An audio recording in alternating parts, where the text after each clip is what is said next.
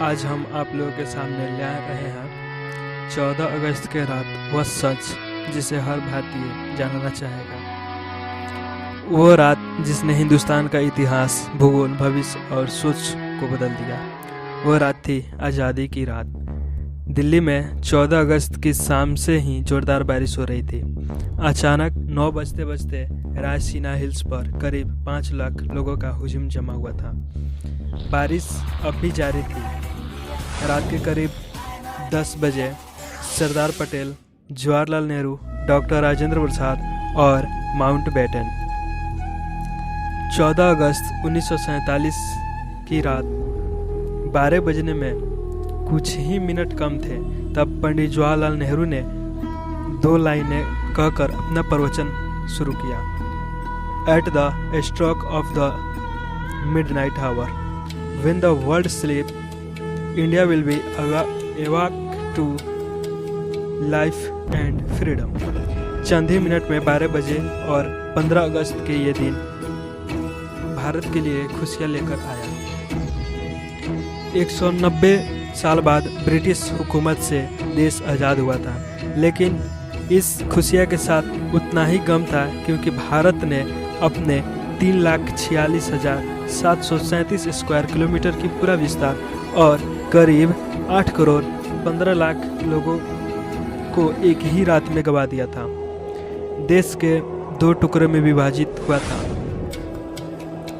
हिंदुस्तान और पाकिस्तान। हिंदुस्तान यूं ही आज़ाद नहीं हुआ। 15 अगस्त को बहुत पहले ही ब्रिटिश हुकूमत का अंत शुरू हो गया था। महात्मा गांधी ने जन आंदोलन से देश में नई क्रांति की शुरुआत की थी, तो एक और सुभाष चंद्र बोस की आज़ाद हिंद फौज ने अंग्रेजों को जीना दुश्वार कर रखा था। ऊपर से दूसरे विश्व युद्ध के बाद ब्रिटिश सरकार में उतना दम भी नहीं था कि वह हिंदुस्तान पर शासन चला सके। अंग्रेजों ने भारत की शुरुआत में 3 जून 1948 के दिन स्वतंत्र घोषित करने का निर्णय लिया था, लेकिन मोहम्मद अली जिन्ना ने पाकिस्तान नामक अलग मुल्क बनाने की ठान ली थी, जिसके चलते देश में कई जगह पर सांप्रदायिक हिंसा शुरू हो गई।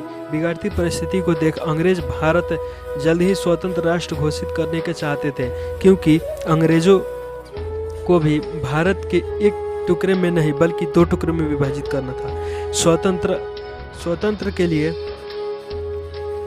दिन 15 अगस्त क्यों चुना गया? तो इनमें ऐसा है कि सिर्फ हम भारतीय ही नहीं शुभ मानते थे, बल्कि अंग्रेज भी उतना ही मानते थे।